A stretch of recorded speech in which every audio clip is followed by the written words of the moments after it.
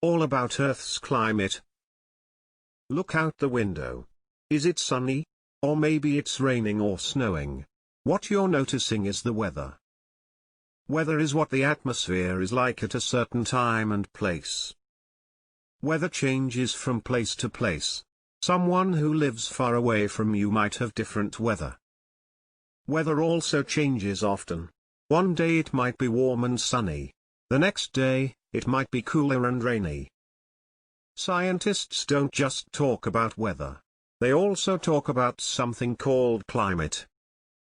Climate is the average of the weather conditions through all seasons over a period of time. So weather tells us what the atmosphere is like over a short period of time, and climate tells us what is like over long periods of time. Let's imagine that you are going on a trip to a place you've never been before.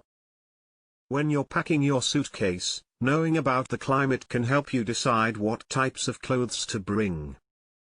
If you're traveling to a place with a warm climate, you might pack shorts and t-shirts. But if you were traveling to a place with a cold climate, you'd probably pack long pants and a jacket instead. Once you arrive at your destination, the weather will help you decide what to wear each day. Earth's climate is complicated. The sun and Earth's air, land, and water all interact to create Earth's climate. Earth's climate begins with the sun. The sun's light shines on Earth. Light is a form of energy.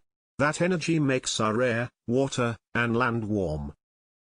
Gases in the air, like carbon dioxide, trap some of the sun's energy.